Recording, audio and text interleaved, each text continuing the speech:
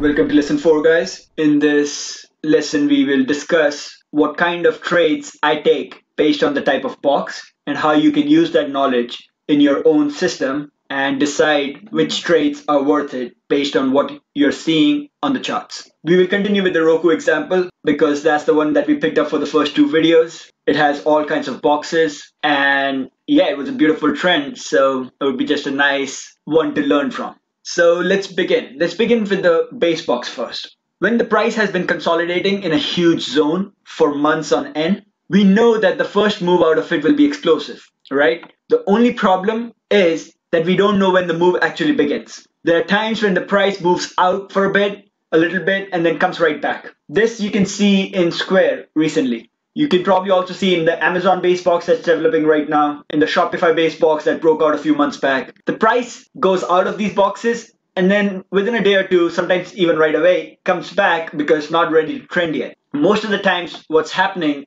is the institutions push the price back in the box because they're not done accumulating. So that's a major risk with a base box breakout. And that's why when the price is breaking out of this base box, I don't like to take naked options on it. It's just not worth it because the price can come right back or it can chop around a bit before the break really happens. It's just not a quick, fast move which will make it worth it for naked calls and puts and be able to fight the premium burn. More often than not, I face losses when I'm taking a naked option out of a base box. So in this case, for example, when the price breaks above 170, above the base box boundaries, what I would probably do is take equities, take direct stocks, and another thing you can do is buy a bull put spread, right? Try and keep your strikes below the first zone because that's our stop. The price can still trend above this first zone. It can come back a bit and then still trend, right? The trend structure is not broken because a higher low can still be created. So if you put on a bull put spread,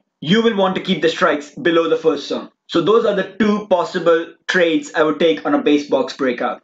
Now, the next thing I'll try to look for once the breakout has happened is sometimes the price will get out of the base box, and if it rises up really fast, it will move sideways for a bit. It will move sideways and consolidate and wait for the 9MA to catch up. This will lead to a 9MA box.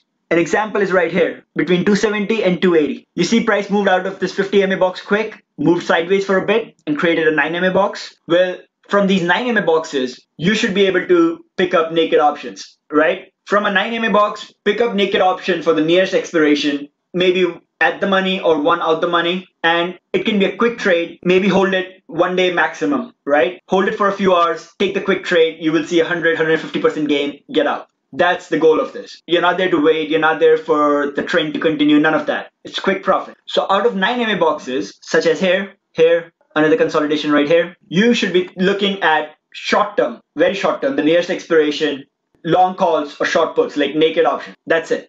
You can also take a smaller bull put spread if you want. That also works. But again, you have to think about quick exits and the profits are not as much as you can make from the naked option in that case. In this case, I'm discussing all about bull put spreads and naked calls just because the breakout was higher. If the breakout is lower, just do the exact opposite of what we will do when the price is going higher. That's it, right? If the base box breakout, if the price goes higher, you will go long. If it goes below, you will go short. Same for the options. All right, so now that we have discussed the base box and we have discussed the 9MA box, let's see how I will trade a 50MA box. The first 50MA box after the box breakout is a bit different from the second one, right? The first 50MA box after the box breakout, which is a 9MA box in the weekly, has a very high chance of continuation, a very high chance.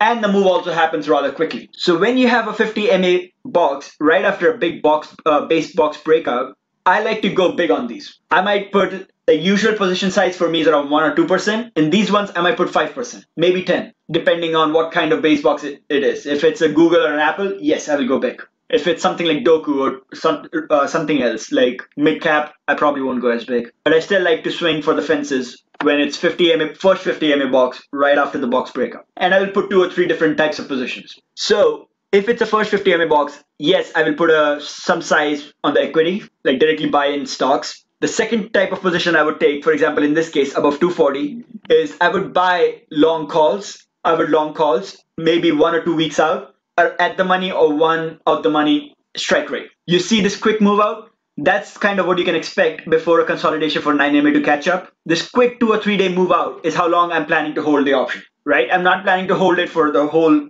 expiration period. I'm planning to hold it for 2 or 3 days. It's still more than a 9MA box where you only want to hold it for a few hours, 1 or 2 hours, maybe a day at max. This one you can hold it slightly longer. So that's the second position I would put on a 50MA box like that. The third position I would put is a bull put spread. If the box is small enough, I would put it right below the box boundary, lower box boundary. If it's a bigger box, maybe I would put it somewhere in the middle of the box, still below the first zone, but in the middle of the box in order to get a bigger premium. So that depends on the structure of the box. And that is more of a nuanced question. It depends on the situation. But these are the 3 kind of positions I would put on the first 50MA box out of a base box. For a second 50MA box, there is a higher chance of failure, so I won't go as big. Most likely what I wouldn't do is I might put stocks here. I probably wouldn't do naked options here because there's a high chance of failure, right? If there's a high chance of failure, maybe the price comes back, chops a bit more. Maybe the price comes back and just goes down right away. In either of those cases, the highest loss possibility will be from naked options, right? Like the highest amount of premium burn. So we don't want to get involved in that. From a second 50MA box or like a third 50MA box, I would probably only put bull put spreads and just more equity. Again, your stops will be the first zone inside the box structure. That's non-negotiable. Where you want to take profits, that depends on you. As I said, the naked options, if I'm going long calls, I will just try to take profits right at the end of the first higher high, like around the first higher high. I'm not waiting for the rest of the trend structure to form, right? I will be patient with the equity and with the spreads because those are still gaining while the price consolidates. But the premium burn on long calls while the price moves sideways or pulls back to the 9MA is just never worth it. So with that, my exit is probably the first higher high. I don't use this indicator too often, but I have found it's usually very good to figure out the first and the second higher high, right? So you can use it to take profits. It's the Keltner channel with a 2 ATR. A Keltner channel with a 2 ATR, you can use that for estimating where your first higher high will be and taking profit out of long options or short options, like naked options in general. That's how I like to trade all these 3 different types of boxes. As you can see, most of my trades are happening on the daily. That's my time frame. I might go down to 4 hourly to understand the little nuances. Maybe check out on the weekly to understand what the bigger picture is. But daily is where I'm making my trading decisions. But that's how I trade this. That's all there is to it. I will see you guys in the next lesson.